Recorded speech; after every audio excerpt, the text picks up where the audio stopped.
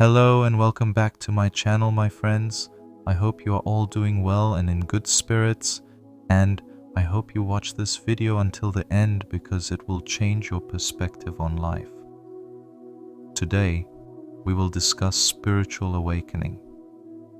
In a world where the spiritual journey often feels distant and intangible, the concept of a spiritual awakening, also known as a spiritual rebirth, stands out as a transformative experience.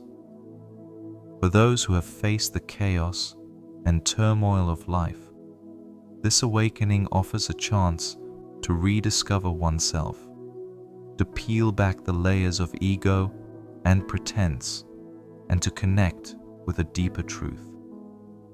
This journey is not one size fits all. It's deeply personal, and while it may seem mysterious, its essence lies in self-discovery and alignment with the divine. Let's explore this profound topic with the depth it deserves, sharing stories and wisdom that have illuminated this path for many. First, consider this profound question: why were we created? Allah answers this in the Quran. And I did not create the jinn and mankind except to worship me. Quran 51:56. But what does worship truly mean? Many associate it strictly with prayer or rituals. But the deeper meaning of worship is to know Allah, to recognize Him in every aspect of life, to feel His presence in your heart, and to align your actions with His divine purpose. This realization is the cornerstone of spiritual awakening.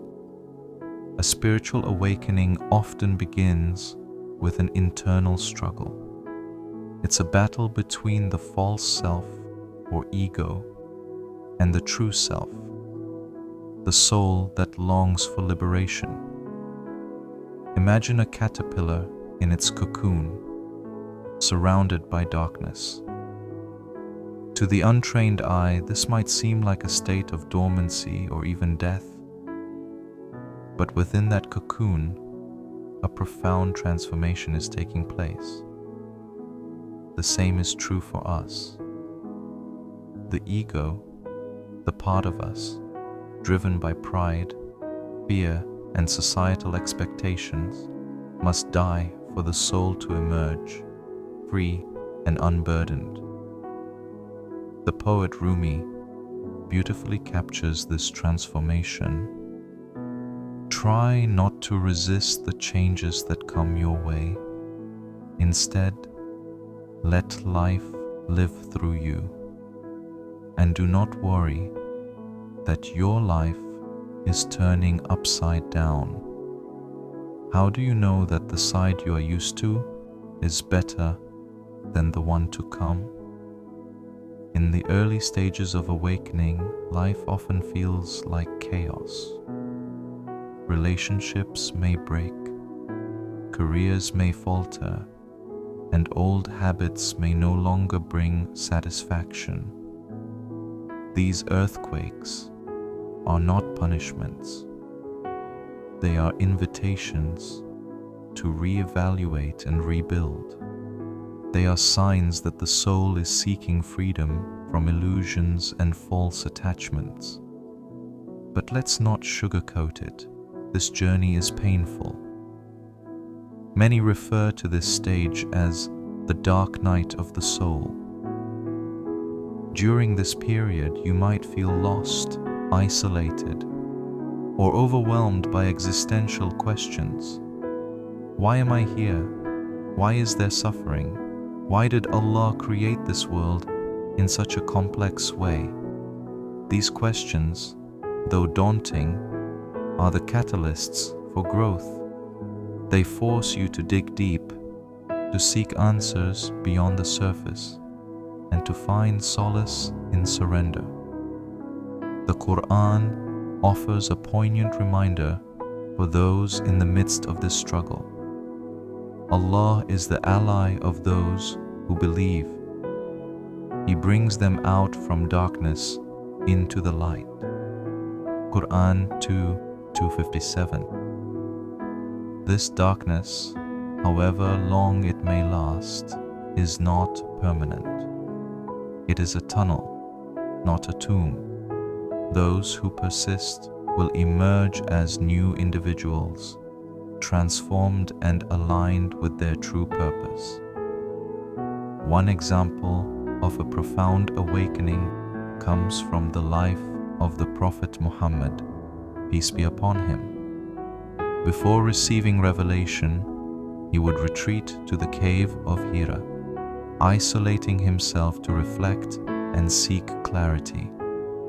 During these moments of solitude, he experienced a spiritual awakening that not only changed his life, but transformed the world.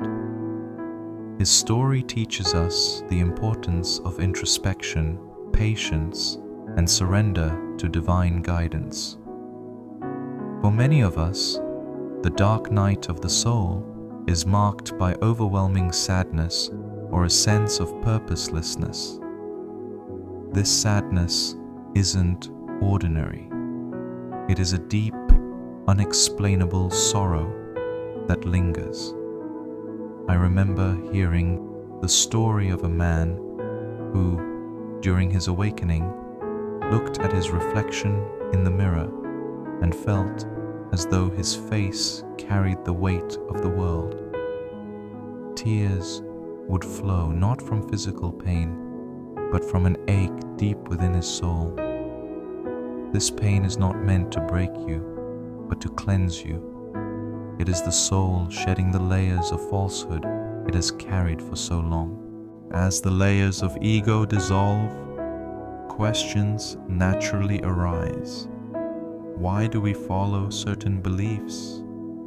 Why is this action deemed right while another is wrong? This phase is not about rejecting faith, but understanding it on a deeper level. It's about moving from blind acceptance to conscious conviction. For example, a person raised in a religious household might follow rituals out of habit, but during their awakening, they begin to ask, what does this act mean to me personally? How does it connect me to Allah? This shift from Muslim by habit to Muslim by understanding is one of the most beautiful outcomes of spiritual awakening. Another hallmark of this journey is the desire for isolation. You may find yourself pulling away from friends, family, and even the things you once loved. This is not because you no longer care, but because you are undergoing an internal transformation that requires solitude. Just as a seed must be buried in darkness to sprout, the soul often needs quiet and isolation to grow. However, this isolation can also lead to temptations. Some people, during their awakening, may fall into unhealthy coping mechanisms, whether it's addiction, excessive indulgence, or other harmful behaviors. These are distractions, a way to numb the pain of transformation. But remember, the darkness is temporary, and Allah's guidance is always near. The Quran reassures us, do not despair of the mercy of Allah. Indeed, Allah forgives all sins. Indeed, it is He who is the forgiving, the merciful. Quran 39:53. To navigate this journey, it's crucial to cultivate practices that ground you. Meditation and mindfulness are powerful tools that help you stay present. If you have access to nature, spend time there.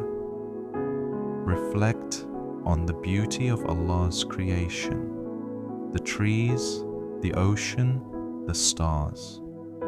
These moments of stillness allow you to reconnect with your soul and find peace amidst the chaos.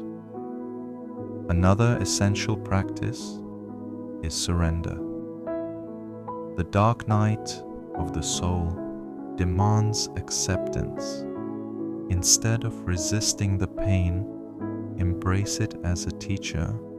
Trust that Allah is guiding you through this process, that every tear, every moment of confusion is part of His divine plan to bring you closer to Him. Finally, listen to your heart. The heart is the gateway to the soul, the vessel through which divine wisdom flows. In moments of doubt, turn inward. Ask yourself, what feels true? What aligns with my deepest values? The answers may not come immediately, but they will come. As the Prophet Muhammad, peace be upon him, said, "Consult your heart. Righteousness is that about which the soul feels at ease."